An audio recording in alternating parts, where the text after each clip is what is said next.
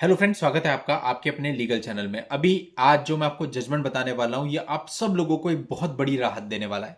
125 CrPC maintenance का case, जिसमें generally ये कहा जाता है कि आपको कुछ ना कुछ मेंटेनेंस देना ही पड़ेगा। यहां पर पत्नी का मेंटेनेंस खारिज हो गया। 125 सीआरपीसी का केस खारिज हो गया, कुछ भी उसको नहीं मिला। और ये रिसेंट 2024 का जजमेंट मैं आपको बता रहा हूं, अभी हाल ही का झारखंड हाईकोर्ट का। जीरो कर दिया गया मेंटेनेंस। और ना तो पत्नी कमाती थी और ना ही पत्नी किसी और के साथ एडल्ट्री में थी, उसके बावजूद जीरो कर दिया गया पूरे ट्रायल के बाद। तो कैसे ये सारा हुआ? हालांकि इसके लिए पति को ऑर्डर को चैलेंज करना पड़ा झारखंड हाईकोर्ट में, लेकिन जीरो हो गया। तो इस मामले को हम समझते हैं दोस्तों, क्योंकि इस प्रकार के जजमेंट बहुत रेयरली आते हैं। और ये जो जजमेंट आते हैं, इनकी कॉपी अगर आप अपने मामले में लगाते हो और आपके मामले की परिस्थितियां सेम है, तो ये आपको बहुत फायदा पहुंचा सकते हैं। इस पूरे वीडियो को बहुत ध्यान से देखना और चीजों को अच्छे से समझना। देखिए, यहां पर क्या था कि जो एक पत्नी थी, उसने एज यूजुअल 125 सीआरपीसी मेंटेनेंस का केस किया था। और आपको भी पता होगा, फैमिली कोर्ट में जब ये केस किया जाता है तो शायद ही कोई मामला ऐसा हो जहां पर मेंटेनेंस डिनाई होता है। अदरवाइज आप कह सकते हो 99% मामलों में उसको मेंटेनेंस कुछ ना कुछ दिला ही दिया जाता है। तो यहां पर भी उसको 15,000 रुपए महीने का ऑर्डर कर दिया गया था from the date of application. अब डेट ऑफ एप्लीकेशन क्या थी? वो थी अक्टूबर 2017। तो लगभग 6 साल हो चुके थे इस बात को, जब पति इस ऑर्डर के खिलाफ हाईकोर्ट में गया था।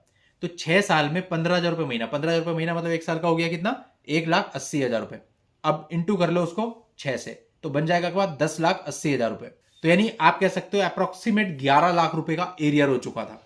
अब 11 लाख रुपए का आपको एरियर देना है, और वो तब जब पत्नी शादी के बाद केवल कुछ ही समय आपके साथ रही है और आपके ऊपर आरोप लगाकर चली गई है, वापस आने से मना कर दिया। आपने कई बार कोशिश करी, वो फिर भी वापस नहीं आई। तो अब इन सब चीजों को जनरली आप देखते हो कंसिडर नहीं किया जाता। लेकिन इस मामले में क्या हुआ? पति इस ऑर्डर को चैलेंज किया झारखंड हाईकोर्ट में। अब झारखंड हाईकोर्ट में जब मामला गया तो वहां कुछ चीजें प्रकाश में आई।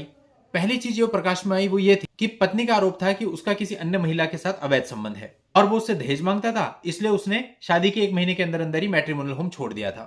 इसके बाद पति ने उस पर चोरी का केस भी किया था, जिसमें जो पत्नी है वो बेल पर है। और वो जो लेडी जिसके साथ उसका नाम जोड़ा था, उस लेडी ने भी पत्नी पर डिफेमेशन का केस किया था। और हस्बैंड ने यह भी कहा कि उसने बिना उसकी परमिशन के, यानी पत्नी ने बिना उसकी परमिशन किए, बिना उसे बताए बच्चे का अबॉर्शन भी करा दिया था। इसके अलावा रिकॉर्ड से यह भी सामने आया कि उन दोनों के बीच 9 मीडिएशन सेशन हो चुके हैं और सारे ही मीडिएशन सेशन में पत्नी ने वापस जाने से साफ इनकार कर दिया। वो बस यही बोलती आई कि मुझे तो 7.5 लाख रुपए एलिमनी चाहिए और मैं इस व्यक्ति को अपना पति नहीं मानती और इसके साथ एक दिन में नहीं रह सकती। यह चीज भी रिकॉर्ड पर थी। ओवरऑल सारी चीजों को देखने के बाद कोर्ट ने यह माना कि पत्नी अपने जाने के लिए कोई भी सफिशिएंट रीजन नहीं बता पाई है कि वो क्यों अपना मैट्रिमोनियल घर छोड़ करके, क्यों अपने पति को छोड़ करके गई है। और कानून क्या कहता है? 125(4) कि कोई भी पत्नी जो बिना किसी कारण के अपने पति को मैट्रिमोनियल होम को छोड़ करके चली जाती है, पति का परित्याग कर देती है, वो किसी भी प्रकार के मेंटेनेंस के अधिकारिणी नहीं है। तो यहां पे इस कानून को ध्यान रखा गया कि भैया यहां से तो 125(4) अट्रैक्ट होता है, क्योंकि पूरे मामले को देखते हुए पत्नी कहीं से भी साबित नहीं कर पा रही है कि अलग रहने का उसके पास कोई पर्याप्त कारण विद्यमान था। नीचे की कोर्ट्स में क्या होता है, बहुत ज्यादा गहराई में नहीं जाते, सिंपल एक लाइन लिख दी जाती है कि भाई उसके कथनों से ऐसा लगता है कि उसके पास अलग रहने का पर्याप्त कारण विद्यमान था और ऑर्डर कर दिया जाता है। लेकिन अगर गहराई में जाए, देखें कि भाई कोई कारण ही नहीं है, वो मीडिएशन में कह रहा वापस आ जाए, 9 मीडिएशन सेशन फेल हो चुके हैं, वो कह रही है मेरे को मैं अपना पति नहीं मानती, एक दिन नहीं रह सकती, तो फिर तो इन सारी चीजों के मद्देनजर ऑनरेबल हाईकोर्ट ने क्या किया? पति के द्वारा फैमिली कोर्ट के ऑर्डर के अगेंस्ट जो क्रिमिनल रिवीजन फाइल की गई थी उसको अलाउ कर दिया। इट मींस जो 125 सीआरपीसी में 15,000 रुपए मंथली मेंटेनेंस का ऑर्डर हुआ था, उसको शून्य कर दिया, उसको हटा दिया। और यह कहा कि जो पत्नी अपने पति से बिना किसी कारण अलग रहेगी, वो 125(4) के अंतर्गत किसी भी प्रकार के मेंटेनेंस के अधिकारिणी नहीं है। इस प्रकार के जजमेंट बहुत ही रेयर हैं, बहुत मुश्किल से आपको मिलेंगे।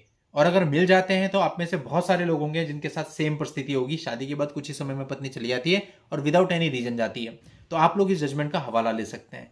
इस जजमेंट की पीडीएफ कॉपी का लिंक आपको इस वीडियो के नीचे डिस्क्रिप्शन में मिल जाएगा, वहां जाके आप इस पूरे जजमेंट को डाउनलोड कर सकते हैं और अगर आपके मामले में सेम परिस्थितियां हैं तो आप इस जजमेंट को यूज भी कर सकते हैं। तो दोस्तों, इस प्रकार से होता है, कई बार नीचे की कोर्ट से आपको रिलीफ नहीं मिलता, ऊपर की कोर्ट से आपको रिलीफ मिल जाता है। तो इसलिए हिम्मत नहीं हारनी चाहिए। अगर कोई गलत ऑर्डर आपके अगेंस्ट हो भी जाता है तो हमेशा उसको चैलेंज करना चाहिए। और इवन कई बार तो हमने ये भी देखा है कि बिल्कुल नीचे ट्रायल कोर्ट से स्टार्ट होता है, मैजिस्ट्रेट कोर्ट से स्टार्ट होता है और जाके सुप्रीम कोर्ट में रिलीफ मिलता है। तो स्ट्रगल तो करना पड़ता है। अगर आप स्ट्रगल नहीं करेंगे तो फिर एक ही रास्ता है कि आपको बैकफुट पे आना पड़ेगा और वो जो ऑर्डर है उसकी परिपालना करनी पड़ेगी, क्योंकि अगर आप चैलेंज भी नहीं करते, परिपालना भी नहीं करते, तो फिर आप प्रॉब्लम में आ जाओगे, ये आप बहुत अच्छे से जानते हैं। तो इसलिए समय रहते आपको स्टेप लेना है, जो भी स्टेप लेना है, चाहे आप उसको परिपालना उसकी करना चाहते हैं, चाहे आप उसको चैलेंज करना चाहते हैं, but with in the time. अभी एक मामला मेरे पास आया था, उसमें 2021 का ऑर्डर था, वो मुझे अभी कह रहे थे 2024 में चैलेंज करने के लिए। ऐसा नहीं होता, थोड़ा बहुत तो आप बांट सकते हो कि भाई आपका 6 महीने का गैप हो गया, साल भर का भी चलो मैं मानता हूं चला देंगे किसी तरह से, आर्ग्यू करके लिमिटेशन लगा के चला देंगे, लेकिन 3 साल 4 साल का गैप कैसे पटेगा? तो इसलिए कहने का मतलब है कोशिश तो ये करनी चाहिए एक दिन भी ओवर ना जाए। जो टाइम पीरियड है आपका, उस टाइम पीरियड में ही आप फाइल करो जो भी आपको चैलेंज करना है, क्योंकि अननेसेसरी अगर 1 महीना भी ऊपर हो जाता है तो फिर आपके लॉयर को पहले लिमिटेशन पे आर्ग्यू करना पड़ेगा, तो पहला मुद्दा तो वही बन जाता है, पहले लिमिटेशन को एक्सेप्ट करवाना पड़ेगा, तो दिक्कत हो जाती है। हालांकि मैक्सिमम मामलों में करवा देते हैं, लेकिन फिर भी उस स्टेज में आना ही क्यों, जब चैलेंज करना है तो विद इन द टाइम करो, ताकि सीधा आपकी पिटीशन पे ही सुनवाई हो, टाइम भी बचता है। तो इसलिए दोस्तों आपको ध्यान रखना है कि अगर कोई भी गलत ऑर्डर हो रहा है तो विद इन द टाइम ही आपको उसको चैलेंज करना है। चलिए दोस्तों, आज के इस वीडियो में इतना ही। नेक्स्ट वीडियो में नई जानकारी के साथ मैं आपसे फिर मिलता हूं, तब तक के लिए good bye and thank you for watching. Take care.